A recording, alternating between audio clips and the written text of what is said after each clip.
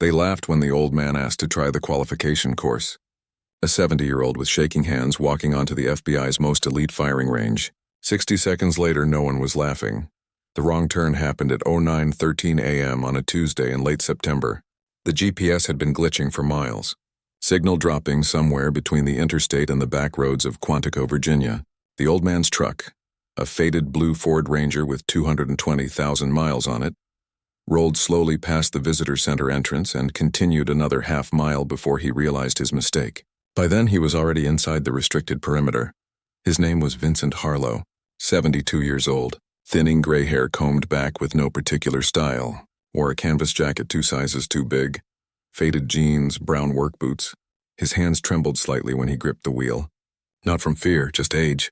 Arthritis in the knuckles, stiffness in the wrists. The kind of wear that comes from decades of hard use and not enough rest. He didn't look like a threat. Didn't look like much of anything. Just another retiree who got lost, but he wasn't lost. Not entirely.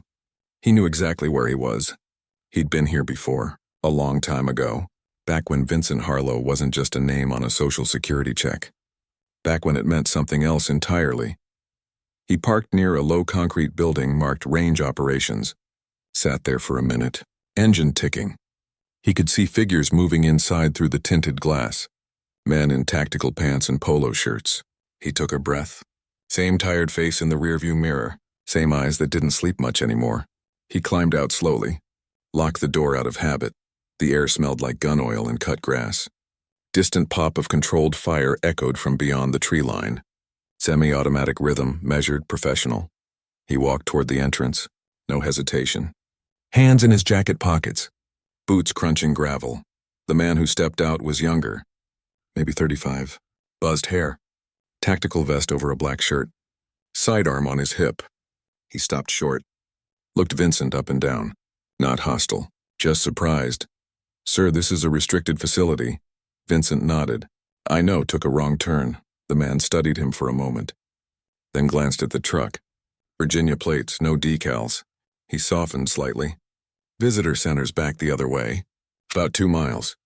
Vincent looked past him toward the open door. Fluorescent lights, corkboards, the faint metallic scent of ammunition. Something in his chest tightened. Not panic, memory. "I used to train here, long time ago." The man's expression shifted. Curiosity. "You were bureau?" Something like that. That phrase hung in the air for a second too long. The younger man tilted his head, reassessing, then stepped aside. "You want to come in for a minute?" Vincent gave a small nod. The lobby was sterile. Clean floors, government furniture, a desk where another man sat typing.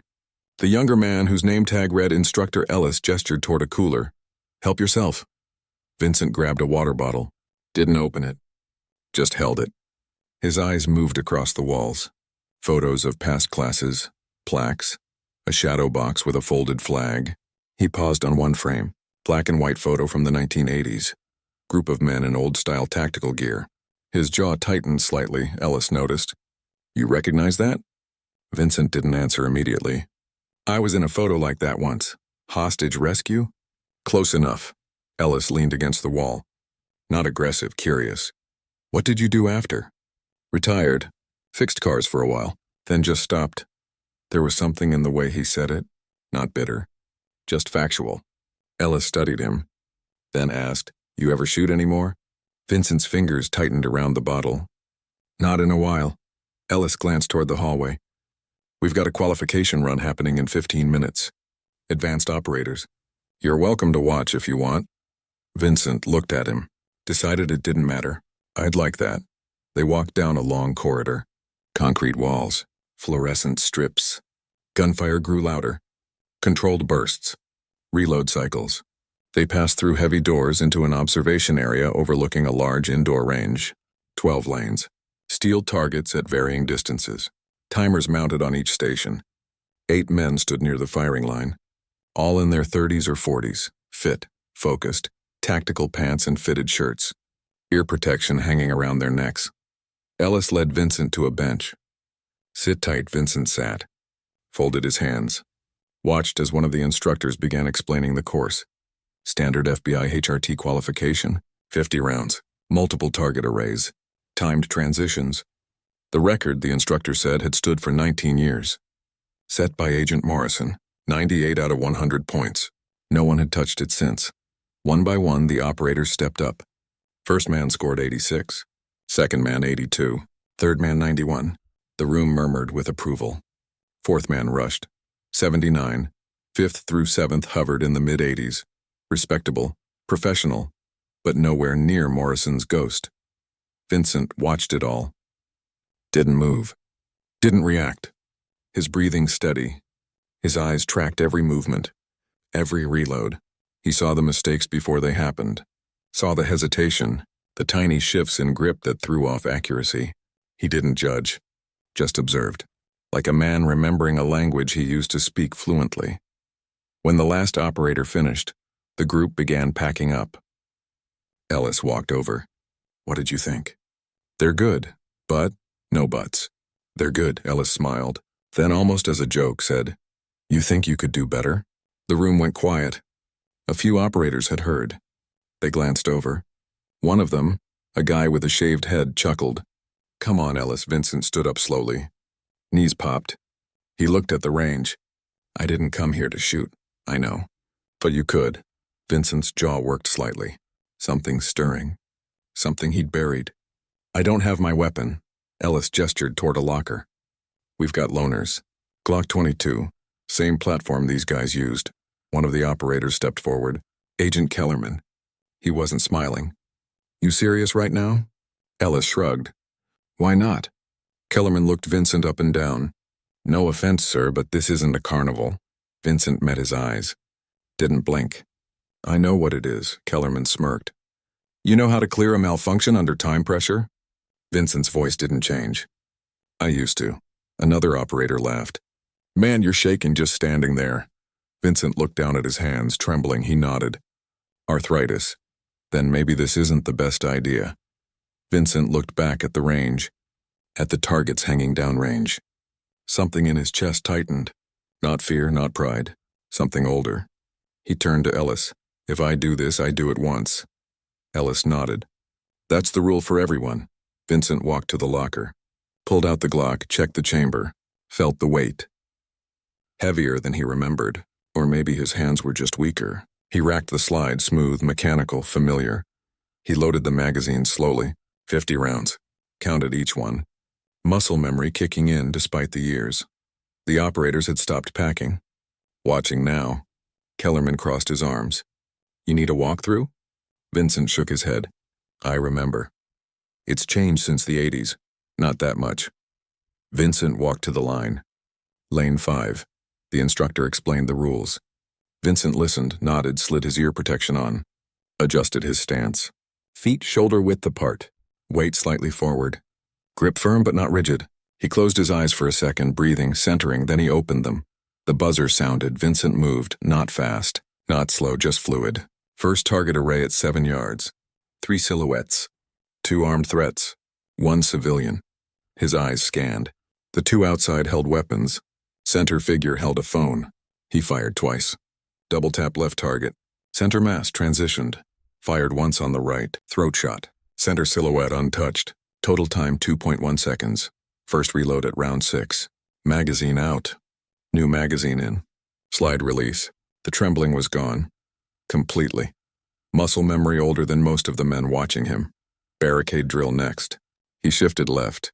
Moved with his hips. Proper footwork. Pied the corner in increments. Engaged 2 targets at 15 yards. Double tap each. 4 rounds, 4 hits. Brass ejecting like a metronome. His breathing never changed. The room had gone completely silent. Kellerman leaning forward. Hands gripping the railing. Mouth slightly open. Ellis frozen. Eyes wide. Nobody wanted to miss this. Vincent moved through the course like water. Distance targets at 25 yards. He adjusted his stance. Widened his base. Leaned forward. Brought the front sight into perfect alignment. Exhaled halfway, held, fired, center hit. Fired again. 3 inches from the first. Fired third time. Grouping so tight it looked like 2 shots. Close quarters next. Retention shooting. Targets at 3 yards. He drew the weapon close. Engaged 3 targets in under 2 seconds. All center mass. His footwork carried him laterally, creating angles. never standing still. The instructors knew what they were seeing. This wasn't range training. This was combat application. Malfunction drill, stage 6. Dummy round at 32. He squeezed. Felt the dead click. Didn't flinch. Tap, rack, bang, cleared it in under a second. Back on target, no pause. Just mechanical efficiency. Final stage. Moving targets. Reactive steel. Time pressure maxed. Vincent's breathing steady. Eyes tracked. He fired. Steel rang. Fired again. Another ring. Timer counting down. 5 seconds left. 3 shots remaining. 3 targets standing. 1 at 15 yards. 2 at 20. He exhaled slowly. Fired. 15-yard plate dropped. Transitioned. Fired. 20-yard plate fell. 1 second left. 1 target. Moving right to left. He tracked it. Let it. Squeezed. The last plate dropped half a second before the buzzer. Silence. Vincent lowered the weapon. Engaged the safety. Set it down. Pulled off his ear protection. Hands shaking again. Worse than before. He flexed his fingers. Felt the pain, but he didn't show it. Just stood there, breathing. The instructor approached slowly, staring at his tablet, eyes wide. He looked up at Vincent, then at the group. 99, nobody moved. 99 out of 100. Time was 6.2 seconds under standard. He looked at the tablet again. That's a new facility record. Kellerman's jaw hanging open. Ellis walked forward. He looked at Vincent with something close to awe. "Who the hell are you?" Vincent picked up the Glock, cleared it, handed it back. "Thanks for the loaner." Ellis didn't take it. "Seriously. Who are you?" Vincent looked around. At the operators staring. At the targets downrange. He thought about answering, but decided against it. Some things didn't need to be said. I'm nobody. Just a guy who used to do this. Kellerman found his voice. "Where did you train?" Vincent looked at him. "Here, Langley, Bragg, few other places you've probably never heard of." "What unit?" Vincent hesitated. "I wasn't a unit. I was alone." That phrase landed hard. Kellerman blinked. "You were a contractor?" "Something like that." Ellis stepped closer. "What does that mean?" Vincent picked up his jacket. Started walking. "It means I didn't exist. And neither did the things I did." The room stayed silent as he walked out. Nobody followed. They just stood there, trying to process, trying to reconcile the shaking hands with the performance they'd witnessed. Vincent walked back through the hallway. Past the photos, past the lobby, out into the sunlight. Heat hit him immediately. Late September warmth. He climbed into his truck slowly, knees protesting, hands shaking worse, much worse. He looked at them, felt the deep ache, the cost, his body sending him a bill 40 years overdue. He sat there for 5 minutes, just breathing, watching the dashboard. Fuel gauge above empty, odometer at 220,000, check engine light on for 3 years. St. Christopher medal hanging from the mirror, gift from someone who didn't make it home. He touched it gently, then started the engine, pulled out, drove slowly back toward the main road. In his mirror, he saw Ellis step out, standing on the steps, watching the truck roll away, not waving, just watching. Vincent didn't wave back, just kept driving, eyes forward, same way he'd always moved, forward, never back. The drive home took 11 hours, stopped twice. Once for gas, once for coffee at a rest stop. Watched families walk by, kids running. Normal life, the kind he'd spent 30 years protecting, the kind he'd never been part of. He finished his coffee, got back on the road, arrived home after midnight. Small house on 3 acres. No neighbors within half a mile. Gravel driveway. Single-story ranch. Needed paint. Needed a new roof. But it was his. Paid off, no strings. He parked. Sat there another minute. Looking at the dark windows. Porch light he'd left on. Then climbed out. Grabbed his bag. Walked inside. House was cold, quiet. He set his keys on the counter. Hung his jacket. Walked to the bathroom. Turned on the light. Looked at himself in the mirror. Same tired face, same eyes, but something different now. A flicker, small, barely there, but present. He washed his face. Took 3 ibuprofen for his hands. Went to bed. Didn't sleep much. Never did. But he rested. But the story didn't end there. Back at Quantico, Ellis was sitting in his office at 10:47 p.m., still replaying it. 99 out of 100, 6.2 seconds under. From a 72-year-old man who could barely hold a water bottle without trembling. It didn't make sense. Except it had happened. He pulled up the facility database, typed Vincent Harlow, hit enter. No results. Tried variations, nothing, not in visitor logs, not in federal employment, not anywhere. Like the man never existed. Ellis leaned back, stared at the ceiling, then had an idea. Opened another database, one that required additional credentials, one that accessed old mission files, classified operations, black side work. Typed the name again. Watched the loading bar. This time something came up, a file. Heavily redacted. Most blacked out, but a few lines visible. Named Harlow Vincent James. Service dates 1966-1996. Unit assignment redacted. Operational theater, Southeast Asia, Central America, Middle East. Specialty, designated marksman, close protection, high-value target extraction. Status, retired with honors. All commendations declined. Clearance revoked upon request. Notes, subject declined all recognition. Refused medals. Refused interviews. Requested complete anonymity. Psychological evaluation, functional but withdrawn. Recommended private life. Last known contact, March 1996. Current status, unknown. Do not pursue.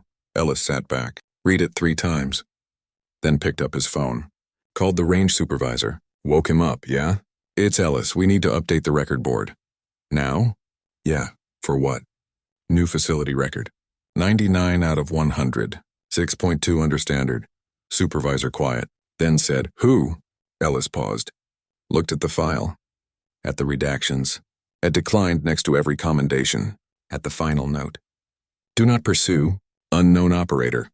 Designation ghost. Supervisor laughed, stopped. You serious? Dead serious. What's his real name? Ellis closed the file. He doesn't have one. Not anymore. Long silence. All right. I'll update it in the morning. Ellis hung up. Sat in the dark. Then printed the file, folded it, put it in his desk drawer, locked it, went home. Didn't tell anyone what he'd found. Some things should stay buried. Some men earned the right to disappear. That night, a new name appeared on the record board, right at the top. Above Morrison. Above everyone. It didn't say Vincent Harlow. Didn't say Ghost, just said Lane 5, Sep 24, 99 100. Operator unknown. 6.2 seconds under standard, and beneath it, if you know, you know. 3 days later, Kellerman was at a bar in D.C. with other operators. A place called the 8th Floor. Dark wood. Low lighting. Law enforcement crowd. Brick walls lined with old unit patches behind glass. Worn leather stools. Smell of beer and fried food. They were still talking about it. Still trying to figure out who the old man was. One of them, Torres, had been with the Bureau for 15 years. Knew more operational history than anyone else in the unit. He was scrolling through old training logs on his phone. Archives, declassified photos, roster lists from the 80s and 90s. He stopped scrolling. Went pale, set his beer down hard, liquid sloshing over the rim. Holy shit, Kellerman looked over, wiped his mouth with a napkin. What? Torres didn't answer. Just turned his phone, showed them a photo, black and white. Grainy, from 1987. Group of men in tactical gear standing in front of a helicopter, Bell UH-1. Vietnam-era chopper still in use back then. The insignia on their vests wasn't FBI, wasn't DEA, wasn't any conventional federal agency. It was something older, something without an acronym. Just a symbol. Winged dagger over a shield. No text, no identification. No unit designation. One of the men in the back row had his face partially turned away from the camera. Deliberate. Like he knew photos were being taken and didn't want to be in them. But his posture, his build, the way he held his rifle, low and ready, professional grip. It matched exactly. Kellerman squinted, leaned closer. Is that him? Torres nodded slowly. His hand was shaking slightly. I think so. Who was he? Torres zoomed in on the insignia, enhanced the image as much as his phone would allow. Then he opened another app, cross-referenced the symbol against a military database he had access to. Waited. Loading icon spinning. A result popped up. His eyes widened. He exhaled slowly. These guys didn't exist officially, they were pull-throughs. What's a pull-through? Torres set his phone down, took a long drink, collected his thoughts. Operators who got borrowed from different agencies for blackside work. Hostage rescue in non-permissive environments. Extractions in denied areas. Counter-terrorism operations that never made it into official reports. No congressional oversight. No public record. They moved between DoD, State Department, and CIA depending on the mission requirements. No permanent unit. No paper trail. Just mission to mission. And when they were done, they went back to wherever they came from. Or disappeared entirely. Another operator at the table, guy named Martinez, leaned in. Like what? What kind of missions? Torres scrolled some more. Embassy evacuations. Denied territory rescues. High-value target extractions. The stuff that if it went wrong, nobody would claim them. If it went right, nobody would talk about it. They were ghosts. Officially didn't exist. But they were the best. Had to be. Because there was no backup coming. Kellerman set his drink down. Jesus, Torres kept scrolling. Found another reference. A mission report from 1989. Partially declassified. Just enough to get the shape of it. Hostage situation. American diplomat held in an unnamed foreign country. Listed only as Country X in the file. First rescue attempted by conventional forces. Delta went in, failed, heavy casualties. 3 operators KIA, 5 wounded. Hostage moved. Second attempt authorized. Different approach. Smaller team. 3 operators. No backup, no air support. No rescue package. No exfil plan beyond make it work. They went in at night. Infiltrated via civilian vehicle. Blended in. Hit the compound at 03 Wera local time. Extracted the diplomat and 2 aid workers. 0 friendly casualties. 14 hostiles engaged. All neutralized. Exfil under sustained fire. Fought their way to the border. 41 minutes from entry to wheels up. All 3 operators refused commendation. Refused identification. Refused medals. One of them, according to the after-action report, had severe arthritis in both hands. Medical officer on the recovery team recommended medical discharge. Operator refused. Continued active duty for 7 more years. Final entry. Operator requested anonymity upon retirement. Request granted. File sealed. Classification. Top secret, SIRE special access required. Kellerman stared at the phone. That's him. Torres nodded slowly. That's him. Martinez whistled low. 14 hostiles. 3 guys. Against sustained fire, Torres added. And one of them could barely hold a rifle because of arthritis. They sat there in silence for a long time. The bar noise fading into background static. Music playing somewhere. Pool balls clacking. People laughing at other tables. But at their table, just silence. Finally, Kellerman said, "We need to find him." Torres looked up. Why? Because guys like that shouldn't be forgotten. Torres looked at him. Really looked. Then said quietly, "He doesn't want to be remembered. That's the whole point. That's why he walked away. That's why his file is sealed. That's why he scores 99 and leaves without a word. Some men do the work because it needs to be done. Not because they want recognition. And when they're done, they disappear. Because that's the deal. That's always been the deal. You don't do it for medals. You do it because someone has to." Kellerman shook his head. "I don't care. He deserves better than this." Torres took a long drink. Set his glass down carefully. Maybe, but he doesn't want better. He just wants to be left alone. And we need to respect that. That's part of the code too. Kellerman didn't respond. Just stared at his beer. They never found him. Kellerman tried. Spent 2 weeks searching databases, calling old contacts, tracking down retired case officers who might have known him. Reached out to CIA liaisons, DoD archivists, JSOC historians. Got nowhere. Every lead ended in a redacted file or a polite refusal to comment. Or sometimes just silence, calls that went unreturned, emails that bounced back, like the system itself was protecting Vincent Harlow's anonymity, making sure he stayed gone. Vincent Harlow had disappeared. Again, the way he'd always done. The way he was trained to do. Like smoke and wind. 6 months later, Ellis was running another qualification course. Different group. Different operators. Young guys, fresh faces, same range, same standards. He told them the story. About the old man who walked in off the street and broke a 20-year record with shaking hands and a faded jacket. Some of them believed him. Some didn't. Some thought it was just an instructor's tale, a legend to motivate them. But they all looked at Lane 5 a little differently after that, with a little more respect, a little more humility, a little more awareness that somewhere out there in the world were men and women who had done things they'd never know about, who had skills they couldn't imagine, who had served in ways that would never be written down, and who asked for nothing in return.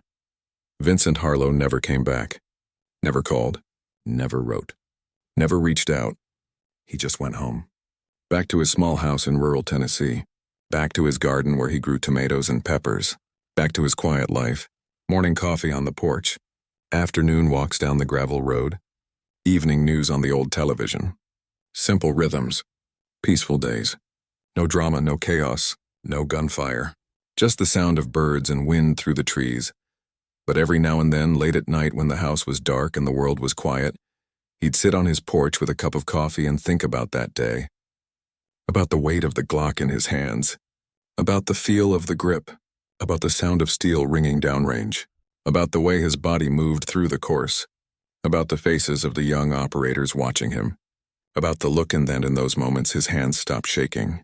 Just long enough to remember who he used to be. And who he still was.